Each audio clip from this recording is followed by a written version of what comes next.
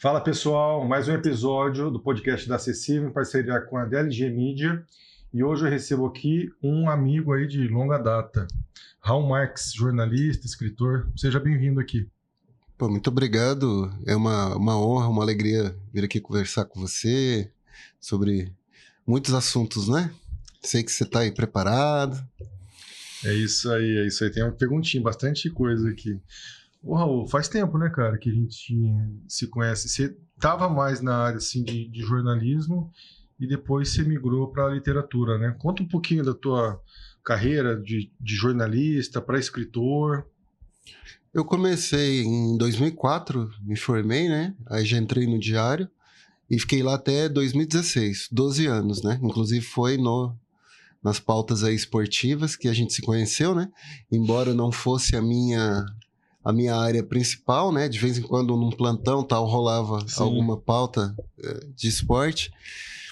E aí trabalhei, né, esse tempo todo aí no jornal, foi bom, um período assim muito muito importante, assim, de experiências, de conhecer muita gente, de encontrar ali propósito ali pro trabalho, para, né, se encontrar na área. E aí nesse período aí de 12 anos eu publiquei 2 livros assim de poesia, né, embora eu não me considere poeta, como eu te falei, mas no momento foi a linguagem assim que melhor me serviu para falar o que eu precisava, que eu estava sentindo ali no momento. Mas assim, eu não pensava em seguir na área editorial, né, em escrever livros e tal. E aí eu saí do Diário em 2016. A vida toda eu sempre escrevi histórias de outras pessoas, perfis, né? Era o meu forte, assim. Você fazia perfil, aqueles perfis que tinha o perfil do Diário, né? Sim, eu fazia alguns, Matérias mais especiais, mais robustas, né? Depois de um tempo lá, eu fiz uma série chamada Diário nos Bairros, durante 2 anos que eu visitava os bairros, ficava um dia inteiro no bairro ouvindo os moradores, aí depois publicava 2 páginas, e aí foi legal que abriu muitas portas. E aí em 2009, eu fiz a reportagem que foi mais importante, sim, que foi a visita ao Haiti. Aí eu fiquei uma semana lá, conhecendo os problemas do país e as coisas boas também, né? Fiz o caderno e aí, a partir de então, na volta, em 2009, meio que eu mudei de status dentro do jornal, assim. Passei a produzir só reportagens especiais, principalmente para o domingo. Muito perfil, entrevistas longas, material especial, assim, né? Para as edições de sábado e domingo, principalmente. E foi muito bom, assim, né? Um período de muita produção, assim, de muita coisa que eu me orgulho de ter feito. E aí, quando eu saí do jornal, em 2016, né? Eu saí sem saber bem, assim, o que fazer, se eu iria dar continuidade ou iria fazer outras coisas. E o próprio mercado enxergou em mim essa característica de contar histórias e passou a me procurar para escrever livros de empresa, biografias e tal. E aí eu meio que percebi, falei, nossa, isso aqui pode ser legal, pode ser interessante.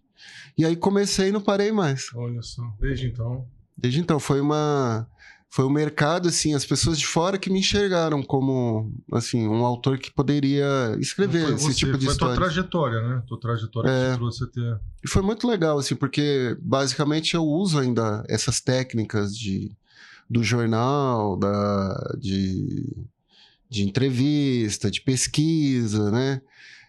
Para produzir os livros sobre empresa, biografia, histórias de cidades, né? Então, meio que eu continuo usando esse conhecimento e essa técnica. A técnica jornalística para poder escrever. Sim, sim. Então, para esse tipo de livro eu ainda uso muita coisa. E principalmente os relacionamentos, né? Que eu criei aí ao longo dos anos como jornalista. A gente fez outras coisas depois e foi bem legal, assim. Tem sido. E tem também, né, os livros literários. Aí é uma outra pegada, é outra coisa. Você tem a noção, assim, de quantos livros até agora? Você já escreveu, já participou? Meus, assim, publicados são 11 infanto-juvenis, 5 de literatura para adulto e 10 para empresas e biografias. Eu acho que deu 26, né? 26 livros publicados. Bastante. Tem mais alguns aí para sair em breve, tanto de empresa. Este ano eu publiquei 4 livros infanto-juvenil já. Olha só. E é uma área, assim, que eu nunca pensei de... Né, sempre escrevi para adulto, né? Nunca pensei de escrever para criança. Mas aí, quando os meus filhos nasceram, voltei a ler, fazer esse tipo de leitura aí, desse tipo de livro, infanto-juvenil, e me apaixonei. Falei, nossa, isso aqui dá uma... E aí, entrei de Foi com os cabeça... filhos, eu até tinha notado aqui. Você começou na literatura infantil Por influência deles. Por influência deles. Né? Que a gente voltou, eu passei a incentivá-los a ler histórias, literatura. E aí falei, nossa, é legal isso aqui. E aí, a partir de casa mesmo, o primeiro livro, A Menina que Adora Perguntar, foi inspirado na minha filha. Naquela fase de perguntar o porquê das coisas, de querer saber, né? Muita pergunta. E aí eu fui juntando essas perguntas e outras também que eu ouvia na rua, ou de amigos e tal. E aí fiz a primeira história. E foi revelador, assim. Porque a criança, ela é muito sincera. Quando ela gosta, ela quer que você leia 20, 30 vezes a mesma história. Também quando ela não gosta, ela fala, não, tio, vamos ver outra aqui. Essa aqui não. Né? E às vezes o adulto não. Ele fala que gostou meio que pra te agradar, mesmo não gostando, né? Criança é honesta, né? É super honesta. E também tem a questão do incentivo à leitura, né? A gente é um país que tem muito aí para crescer nessa área e precisa. E está engatinhando ainda em muita coisa, né? Muita coisa recente, né? Então, o que me motiva também a escrever para criança é o incentivo à leitura, é a formação desde cedo. Porque é muito difícil você pegar um adulto que não lê e ele mudar o comportamento. Mas a criança, se você já incentiva na base, de pequeno, a tendência é que ela cresça gostando e se torne um adulto leitor. E a gente sabe que hoje faz muita diferença para qualquer área que ela queira trabalhar. Quem estuda, se prepara, né? Sim, tá na frente. E a gente tem uma concorrência aí que é desleal, né? Que é o celular, que é a tela, né? A tela, o game, os vídeos, enfim. Mas assim, eu não sou daqueles que falam em proibir. Eu acho que tem que ter equilíbrio. Tem que ter um tempo para isso, de repente para o game, mas um tempo também para a leitura, para o estudo, né? Hoje, se você pegar aí as mídias disponíveis, o livro é o único que não tem propaganda. Que você pode ler do começo ao fim sem ser interrompido aí por um anúncio, por uma propaganda, né? Então, é o caminho. E o livro ele tem muitas funções que vão além da informação, do ensino, da educação, da pedagogia. Você pode ler simplesmente para se divertir, para passar o tempo, né? Para conhecer outras culturas, né? Então, o livro tem muitas possibilidades aí e ele pode ser útil de diversas formas para a gente. Ô, Raul, quais projetos assim que você pode destacar que você já fez ou faz para municípios e para empresas que pode destacar para a gente? Eu trouxe até aqui alguns aqui. A história de Potirendaba, que Olha, rendeu esse livrão aqui de capa dura na ocasião do centenário. Esse livro aqui foi sobre Novo Horizonte. Olha só. É a história da cidade? Da cidade. Cada livro desse daí tem 200 páginas e eu pego desde a fundação ou antes, né, a criação da vila. Um livro desse, que é uma história pesada, assim, quanto tempo para você? Pelo menos um ano. Um ano e meio. E quando eu pego o livro, assim, de grande porte, como é um desse, assim, que eu vou ter que pesquisar geralmente eu faço um por ano, né? Desculpa. Um por ano. Porque eu preciso me dedicar de forma constante. Eu tenho que ficar produzindo ele todo dia, né? Porque senão não sai. Porque envolve uma pesquisa muito ampla. Muitos municípios e até empresas não têm, às vezes, material histórico, não resguarda a história. Então, tem que pegar um documento aqui na prefeitura, às vezes a Câmara tem alguma coisa, muitas vezes a igreja guardou alguma coisa, porque antigamente era junto, né? Então, às vezes tem algum documento, alguma coisa, e aí você vai montando quebra-cabeça. Geralmente, nessa cidade, sempre tem um guardião ali, um historiador, alguém que, né, reúne assim, muita coisa, e fotos e tal, e vai montando esse quebra-cabeça aí para contar a história. Raul, a gente não pode falar que você é um historiador também? Não. Eu acho que não, porque eu acredito que o historiador ele tem que ter feito a graduação de história, né? Mas Talvez, assim... Essa tua busca por Tem muitos que não têm a formação, que são memorialistas, né? Talvez seria por aí, né? E eu gosto bastante, assim, de pesquisar, de conhecer mais sobre a história da cidade. E quando eu consigo fazer um volume desse tamanho, com tanta informação, acaba virando um documento oficial da cidade, né? Que vai servir para os alunos, para os professores, pesquisadores, os moradores em geral, para conhecer um pouco mais da própria história, né? Vira um documento. Vira um documento. Você né? tem um livro, eu acho que é Infanto-Juvenil, que até o governo comprou e distribuiu para as crianças, algo do tipo, não tem? Tenho, eu não trouxe ele hoje, eu esqueci. É O Caminho da Escola. O Caminho da Escola. É um livro sobre refúgio, deslocamento forçado, e ele participou agora do PNLD, do governo federal, e a partir de novembro ele vai para escolas aí do Brasil inteiro, quarto, quinto ano, escolas públicas, né? Então, tô muito contente, assim, de ver o livro. Como é que funciona isso, Raul? Me conta um pouco. O PNLD é um programa do governo, né? Aí, a cada ano, ele seleciona vários livros de acordo com o ciclo. Tem uma época que é do primeiro, a etapa 1 do fundamental, depois a etapa 2, depois o ensino médio, depois o EJA, e aí volta de novo. Tem ciclos, né? E aí o governo faz uma curadoria, é um processo que chega a demorar 2 anos, né? A editora apresenta o livro, tem que apresentar vários materiais complementares, material para o professor trabalhar, enfim, é uma jornada longa. E aí, quando passa por todo esse trâmite, é aprovado por profissionais, né, que vão analisar a qualidade, se está de acordo com as prerrogativas do MEC para a educação, né? E a partir do momento que ele é aprovado, ele é colocado num sistema e as escolas recebem um prazo, 3 semanas, assim, para escolher os livros que eles querem receber nas escolas públicas, né? E aí, as escolas só têm o trabalho de entrar lá no sistema e escolher os livros que quer receber para trabalhar durante o ano, para desenvolver projetos pedagógicos também. E aí, ela indica os livros, o governo separa, né, todo esse acervo que vem do Brasil inteiro, e aí a gente entrega e as escolas trabalham. Eu acredito que esse PNLD que eu participei vai ser em novembro que os livros vão chegar nas escolas. Você já teve outro livro? Não. Adotado, não? Esse foi o primeiro. E eu tenho mais 3 já fechados. Tem um já que está inscrito, então vão ter outros livros aí muito em breve. E é bom, né? É bom para a editora, bom para o autor. Bom para a cidade, né? E acaba sendo para o livro é um caminho muito bom, porque ele vai para a escola, ele vai ser trabalhado na escola, ele tem uma tiragem expressiva, né? Então, Já teve bom.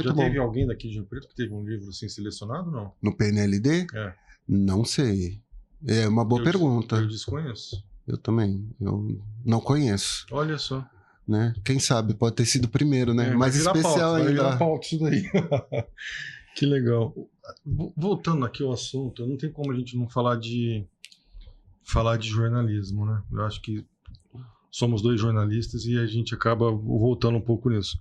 Na hora de escrever teus livros, você já falou um pouquinho disso, mas o que tem um feeling ali na hora de escrever o livro?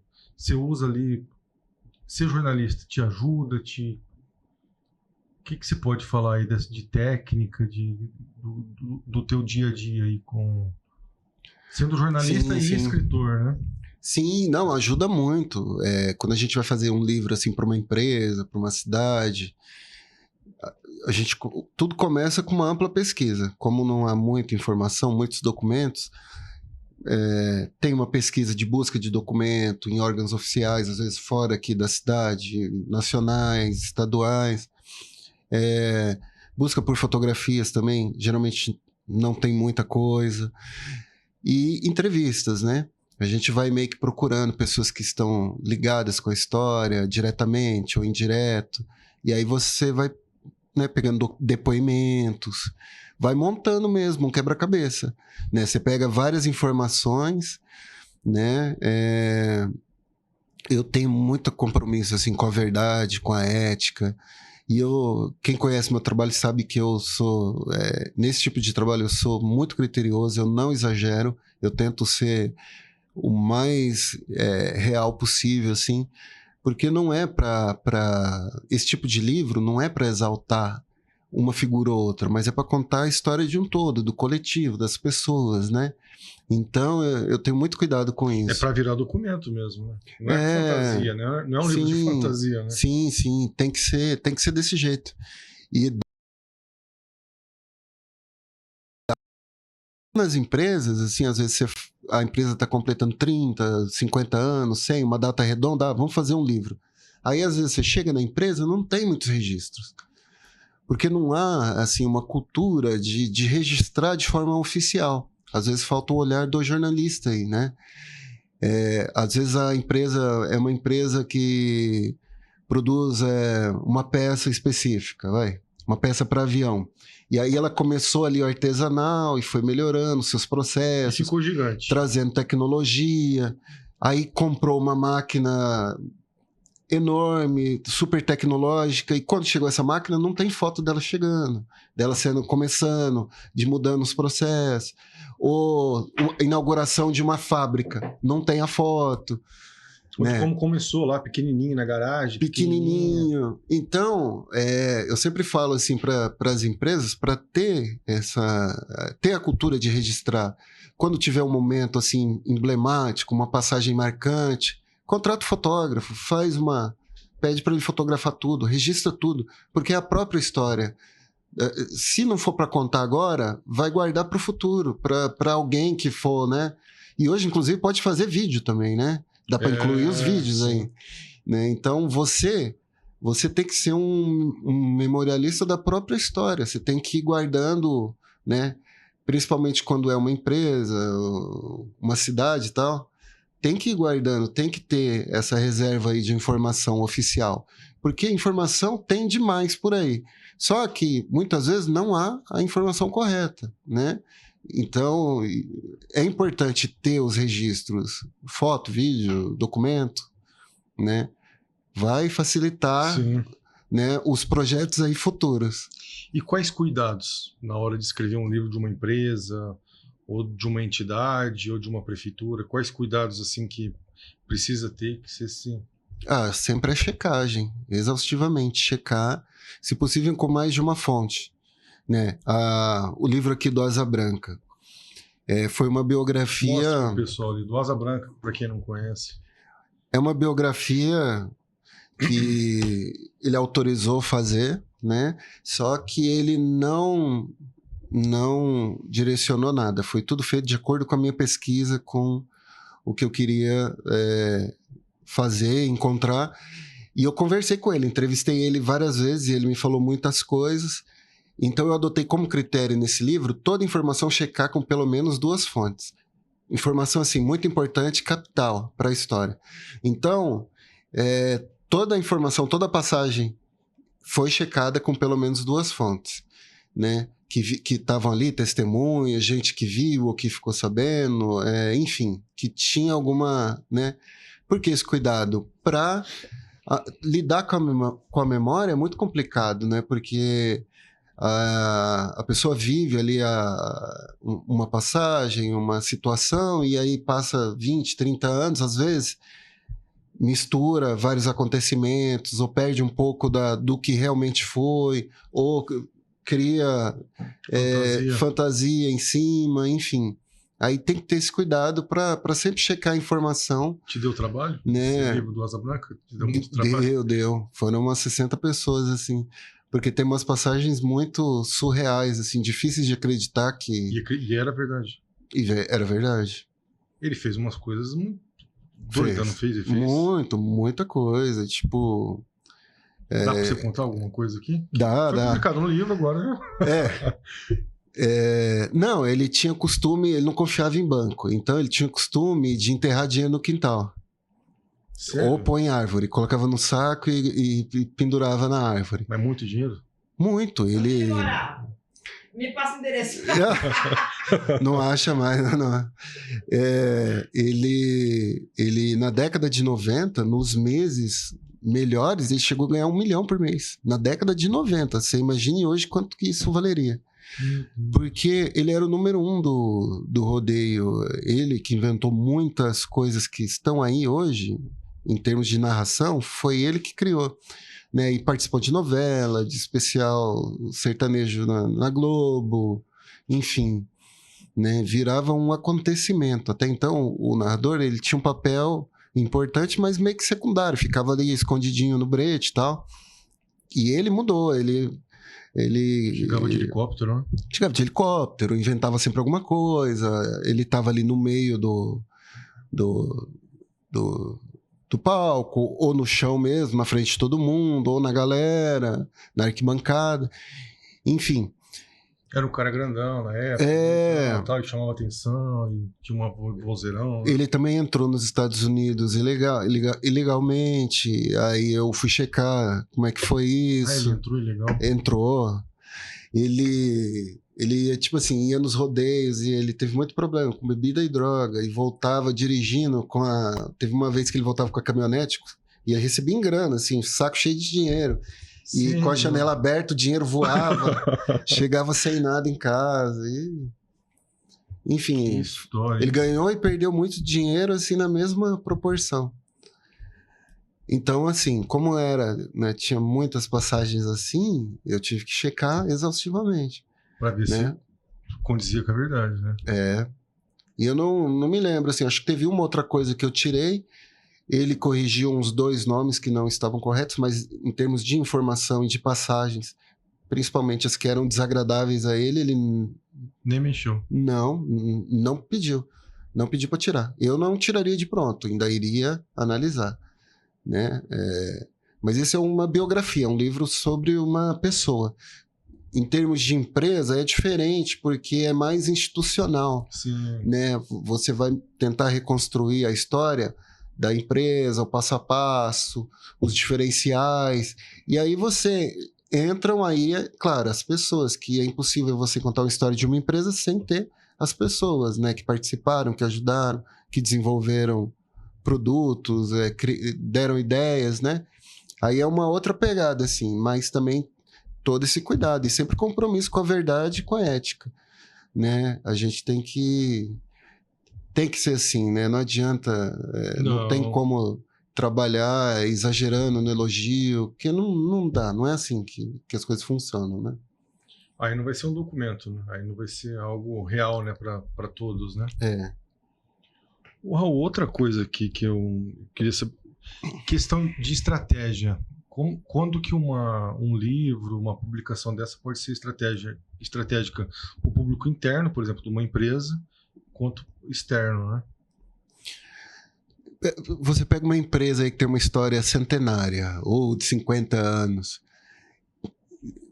né, de 30. Se ela tiver 30, ela vai ter pode ter alguns funcionários desde o começo. Mas há uma rotatividade, vai trocando. E muitas vezes as bases, o começo, a fundação, não é conhecido pelos funcionários atuais, né? Então, quando você faz um livro, é muito importante, porque você acaba aumentando o engajamento e a informação dos próprios funcionários. Dos colaboradores ali. E aí, quando a pessoa conhece melhor a própria história, ela vai ter um desempenho melhor. Ela vai saber oferecer, vai saber falar melhor sobre determinado produto, sobre serviço, sobre como, né? Porque as pessoas têm a tendência de olhar muito para o hoje e se esquece de todo o caminho que foi percorrido. Então, o livro, ele serve justamente para isso, para trazer essa informação, aumentar o sentimento ali de pertencimento à empresa, à cidade, né? Mas as empresas estão pensando mais nisso hoje em dia, né? Sim, e o livro também serve para o público exterior também, né? Para os clientes que já são de longa data, para novos, para parceiros, para a gente, acaba virando um documento estratégico também, para conquistar novos clientes, né? porque você mostra ali, ó, a nossa história tá aqui, a gente fez isso, isso e isso, é uma empresa sólida, é respeitada, né? Então, é tanto para o público interno, colaboradores, quanto externo. E acaba virando também um evento, né? A empresa lança um livro, vira um acontecimento, que aí gerações de marketing, na imprensa, enfim, dá para agregar muitas coisas aí em torno de um livro. E a comunicação, né?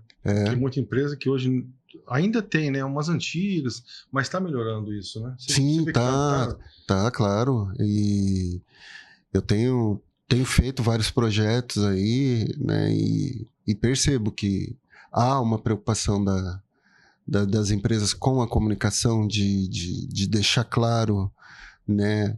Os preceitos, as bases, a história da empresa. Isso é muito importante, né? Para a credibilidade é fundamental. Precisa. Outra coisa, a gente falou aqui do Diário da Região, né? Que você começou ali, saiu, né? Sim. Para ir para esse mundo aí dos livros, da literatura, mas você ainda se mantém ali. Você é colunista, né? Você entrevista pessoas, personalidades. Como que é? E é toda semana que você faz essa coluna? Como que você procura figuras assim históricas da cidade? Aí você faz um perfil? Conta um pouquinho pra gente. Em 2016 eu saí, e aí em 2023 o Fabrício me convidou para fazer essa coluna, né? É uma coluna sobre pessoas, assim. Eu pego e conto a história dela, porque a gente muitas vezes, a gente vê a pessoa no hoje, vê a posição atual da pessoa, onde ela está hoje, e se esquece de, às vezes, pesquisar, de saber mais, né? Então, na coluna eu busco contar um pouco, aí começa na infância, os caminhos, os percalços, aí as escolhas, como que foi esse trajeto até chegar até agora, né? E assim, tem tanto... lá é um espaço para boas histórias, né? Não necessariamente de pessoas que são conhecidas e famosas, mas de pessoas que têm boas histórias, às vezes na sua comunidade, em algum lugar específico, professor, trabalhou em determinada escola, né? Eu escrevi acho que 60 já, ela é quinzenal. Quinzenal. E aí eu dou uma geral, assim, na vida da pessoa e é bem legal, assim, eu acabo descobrindo coisas muito... Mesmo de gente que eu já conhecia, né? Eu tento pegar ali meio que o lado B, as coisas que geralmente da pessoa não... As coisas que não saem, geralmente, né? O que ela fazia na infância, juventude e tal. Porque aí a gente acaba ajudando a gente a entender o caminho, né? As escolhas e tal... Às vezes teve um acontecimento na juventude que acabou mudando e a pessoa pegou um outro caminho e deu certo. E a gente fala assim, de gente de todas as áreas que você imaginar. Já fiz professor, escritor, delegada, enfim. Onde tem uma boa história, a gente... Que legal. Você entrevistou meu avô um dia, que ele é morador antigo do Eldorado, bairro Eldorado. Era um dos primeiros e tal. Eu acho que eu comentei, acho que você não lembra disso. E foi uma página inteira, acho que era aquela coluna que tinha dos bairros, do diário. Que era eu fiz bairros, um caderno. Os cadernos dos bairros, que você visitava os bairros. Puxa, que legal, cara. Uma tia minha tinha esse jornal até há pouco tempo. Não sei se eles guardaram ainda. Eu fiz Eu tinha pé de café no fundo da casa. Sensacional. Tirava o café, aí pegava o café. A casa dele parecia uma chácara. Criava porco. Eu ia lá, matava porco no final do ano. Não é Dourado. Olha. Porque se você pega ali a região norte, ela começa por ali, né? Tem o polo petroquímico, aí tem o Vetorazo ali, o Eldorado era ali que começava a região norte e meio que acabava também depois. Ele foi um dos primeiros moradores, né? E depois, assim, de 20 anos pra cá, caramba, né? Agora deslanchou, é uma outra cidade, emendou tudo, né? Se a pessoa não trabalha trabalha lá e mora, ela não precisa ir para outra região da cidade para nada. Resolve tudo lá. Tem tudo lá. Comércio fortíssimo. Sim. Tem de tudo. Banco, tudo, né? Banco, tem tudo, faz tudo por lá. Raul, e como se aprimorar, cara, como escritor, como jornalista? Eu tô sempre estudando, né? Eu te contei que o primeiro livro infantil juvenil nasceu da inspiração, né? O segundo também. O terceiro, coisas que eu vivi. Aí eu falei, nossa, calma aí, eu acho que eu preciso dar uma aprofundada aqui. E aí eu fui fazer uma pós-graduação.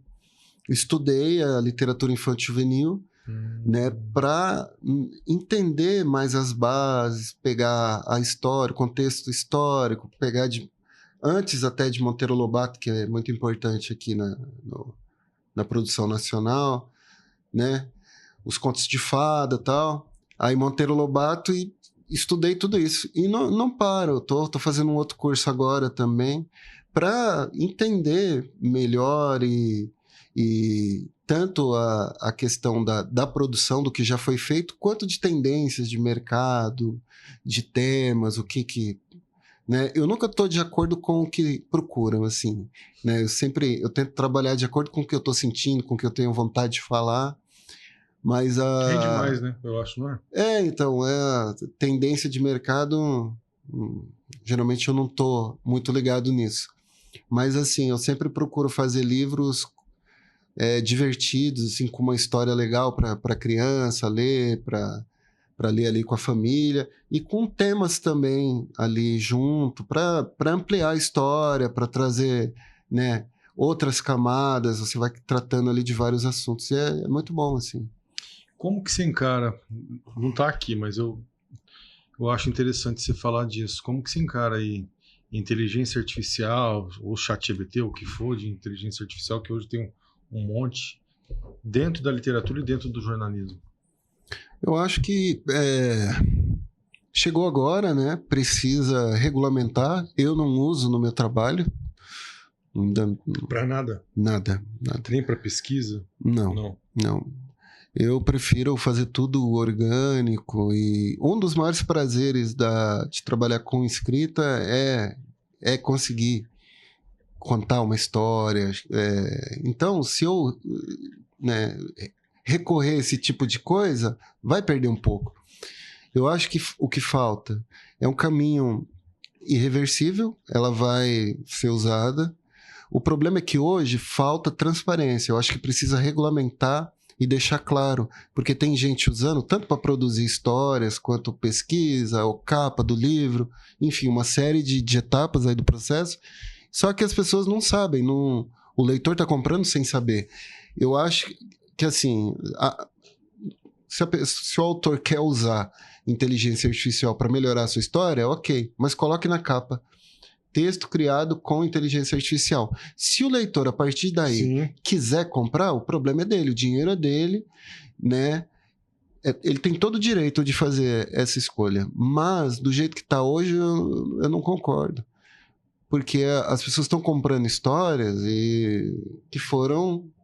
que passaram por mudanças assim significativas ou foram criadas totalmente por inteligência artificial.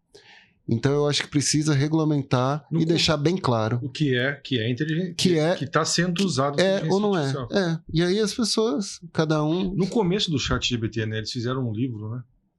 Para falar, olha que bacana, olha, fizemos um livro. Foi feito. Aí fez um livro e olha, totalmente... Foi feito de literatura infantil juvenil, uma história... Foi criada a história, a ilustração, capa, tudo, a revisão, tudo. Né? O mais curioso... Mas você acha que está sendo, Raul, mas está sendo, por exemplo, o pessoal está vendendo material, está vendendo livro, está vendendo conteúdo, usando inteligência artificial e não falando do que é? Sim, usa. Porque literatura não poderia, né? Eu acho. Então, a inteligência ainda é muito fria, ela não tem a vivência, a experiência que a gente tem. E eu acho que nunca vai ter. Principalmente na Amazon, tem muito, eles têm inclusive lutado contra, sim. Tem muito livro lá publicado que conta com esse tipo de ferramenta. E eles têm tirado. Eles conseguem detectar e tira. Teve um prêmio agora de uma editora do Paraná, que eles cancelaram o prêmio porque receberam centenas lá de livros e não sei se 10%, todos escritos por inteligência artificial, eles conseguiram detectar. E aí os outros, eles não sabiam se tinha algum traço, alguma coisa. Pelo menos 10% era feito integralmente. Só que aí, o que eles fizeram? Cancelaram. O Jabuti, que é o principal prêmio literário brasileiro, teve um autor aí que usou inteligência artificial para fazer uma capa e ele foi indicado como finalista. E depois, quando descobriu-se, ele foi retirado. Né? Então, tá ainda... Publicidade, né? Parece que agora teve, né? Então, tem acontecido algumas coisas. Então, eu acho que precisa deixar claro. Jogar limpo com o leitor, com quem quer que seja, que tenha a ferramenta aí presente. Você tem livros que já recebeu prêmio, né? Você recebeu, como jornalista, você recebeu prêmios também, né? Eu, como jornalista, eu acho que foram 1 ou 2. E agora com livros? Juntando tudo, acho que em torno de 20. 20? Deu. Rapaz, que legal. E finalista já de vários também. Eu ganho com esse livro aqui, As Histórias, esse aqui, As Histórias. Eu ganhei um selo da Cátedra da ONU, da Unesco, em 2023, eu acho, de leitura, assim. E já fui finalista do Barca a Vapor, já ganhei outros prêmios também. Então, acaba sendo, o prêmio é legal porque acaba sendo um reconhecimento, né, para o trabalho, né? E acaba, de certa forma, também ajudando a dar visibilidade a ele. E aumenta também a questão de divulgação, de procura. Então, é bacana, assim, é importante. E produção para esse ano, como é que tá? Você falou aqui na hora que a gente estava conversando antes de começar o programa que você até recusou algumas coisas esse ano, né? De tanta procura. Porque eu gosto, principalmente quando eu estou fazendo livro para outras pessoas, eu me comprometo com o trabalho, com a pessoa. Se eu pego para fazer, eu só sossego quando eu termino, né? Mas assim, vão sair agora alguns livros para a empresa até o final do ano, e literatura infantil juvenil eu já fiz o lançamento de 4 e talvez tenha mais um aí. Né? Então, tá... O que é isso na tua cabeça, não? Você tá numa história aqui contando a história de uma cidade. Aí você consegue fazer um outro livro, contar uma outra história à tarde. De manhã você escreve 5 capítulos de um livro. Ou uma história. Aí à tarde você pega um outro. É aquela coisa de jornalista. Eu acho que aí você usa também aquela... Não, eu consigo. Eu consigo fazer matéria policial, mas também de esporte. Eu vou lá fazer a matéria do time, vou fazer... É por aí? Eu fui a vida toda de cidade, generalista, né? Fazia de tudo, todos os assuntos. Mas assim, geralmente quando eu tô em termos de escrita, porque cada projeto nunca tá na mesma página, na mesma etapa. Às vezes tem um que eu terminei de escrever, aí tá para revisão, aí um outro tá editando, aí tem um outro que tá começando, então sempre tem coisas diferentes para fazer, né? Às vezes eu tô fazendo um livro que é pesado, texto, que é uma história assim, e exige muito, e eu falo, nossa, eu preciso descansar um pouco, à tarde aqui eu vou escrever uma outra coisa. Aí eu pego uma coisa mais leve para fazer. Livro infantil. Aí eu pego... mais ou menos, que eu gosto de escrever de temas pesados também, assim, considerados complexos, né, pra criançada. Mas eu pego uma coisa assim, porque a escrita para mim, literária, é muito divertida, é muito assim, ao mesmo tempo é desafiadora, relaxa, ocupa a cabeça. Então, às vezes eu tô cansado, uma das coisas que mais me cansa é fazer revisão. Revisão é extremamente cansativa, assim, desgasta muito. E às vezes eu tô... chato, né? É a parte chata do negócio. Né? É igual fazer relatório, né? E você fica ali naquele texto e não para de... Olha, ele lê 30 vezes... O Borges, aquele escritor argentino, ele falava que às vezes ele cansava do livro e se livrava, publicava para se livrar, porque senão fica só se reescrevendo. Mas enfim, como cada trabalho sempre está em etapas, às vezes eu pego um infantil, uma semana eu me programo, eu vou ficar só escrevendo esse aqui. E na outra semana eu vou focar nesse outro aqui de empresa. Na outra eu tenho visita a escolas. Então, eu vou programando, né? E eu trabalho, principalmente quando eu estou escrevendo literatura, livros maiores, né? Eu tô com um romance aí para sair e tô terminando agora um outro romance infanto-juvenil. Eu sempre trabalho com trilha sonora, né? Eu sempre eu crio, quando eu tô fazendo a história, de acordo com o tema da história, uma trilha sonora com músicas relacionadas, meio que para entrar no personagem. Porque quando você vai contar uma história extensa, você não pode deixar se contaminar pelo que você está sentindo um dia. Um dia você está mais animado, outro dia você está mais ocupado, outro dia você está estressado, outro triste. Enfim, o teu estado de espírito vai variando de acordo com o dia. E para você fazer a história, não é sobre você, é o personagem. Então, eu sempre coloco ali as músicas ligadas ali ao tema que eu estou trabalhando para entrar na história. Como que é? Conta um pouco. O Raul chega de manhã, vai lá, toma um café, tá, leva os filhos para a escola, volta. Aí, como que é? Não, de manhã eu levo Você pega o notebook, escreve de algum lugar, ou tem um escritório? Como que é? Eu tenho... Fecha tudo? Tenho um escritório. Liga o som? Como... Geralmente eu tenho um escritório e aí eu levo a criançada de manhã na escola, a minha esposa no trabalho também, e aí eu volto para casa. Chego umas 7h30, e aí das 7h30 ao meio-dia, só criar. Então, criação, escrever um monte, né? Aí tem... Mas com música? Com música. Eu acho que é por conta do barulho da redação, que eu trabalhei muitos anos, eu não consigo ficar no silêncio absoluto. Todo mundo conversando dos lados. Aqui, eu acostumei a trabalhar assim, então sempre tem música ali me acompanhando, né? Aí tem... Às vezes chega uma hora ali que tem uma coisa que eu não consigo sair, ou fico ali preso, aí eu dou um tempo, né? Dou uma procrastinada ali de leve, vou tomar um café, ando um pouco, tá? E aí volto, né? Mas é um trabalho assim individual na hora da criação. A partir do momento que vai começar a revisar e editar, aí já entram outras pessoas, já acaba virando uma obra mais coletiva, né? Sim, vai para mão de outras pessoas. Mas começa assim, geralmente em casa, assim, sozinho, né? Às vezes a cachorra fica ali no meu pé. É a companhia do dia. Aí à tarde, quando ele chega, eu trabalho também, né? Só que aí a casa já fica com crianças, uma outra dinâmica ali. Aí eu deixo as coisas mais burocráticas do trabalho para fazer à tarde, né? Coisas que eu não preciso de uma concentração assim tão grande.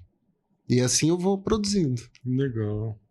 Você participa também de palestra, né? Palestra, oficina literária, né? Sim, visita escola. Conta um pouco disso pra gente.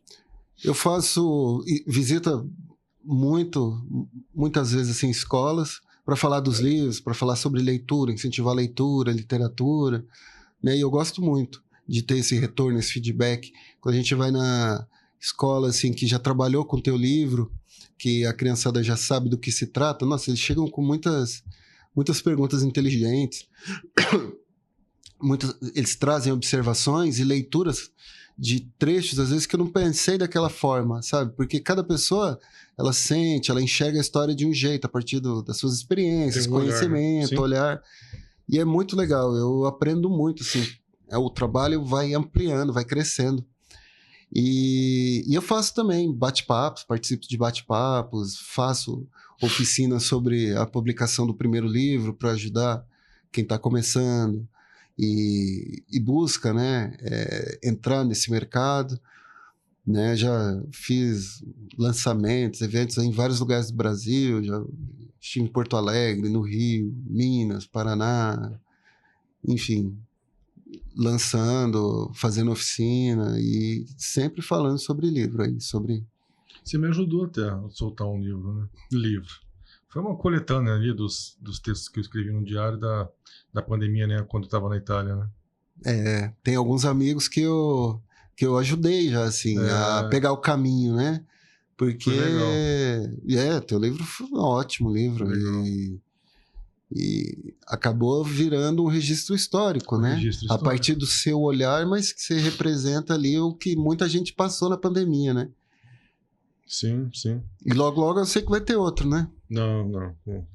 Por enquanto chega. As crônicas, tá? Raul, e onde que as pessoas podem conhecer melhor teu trabalho? Tem meu site, né? www.raulcastro.com.br. Fala pro pessoal aí, ó, ele já... www.raulmarquesescritor.com.br, o Instagram, @raulmarquesescritor, e os livros livraria, na Amazon tem.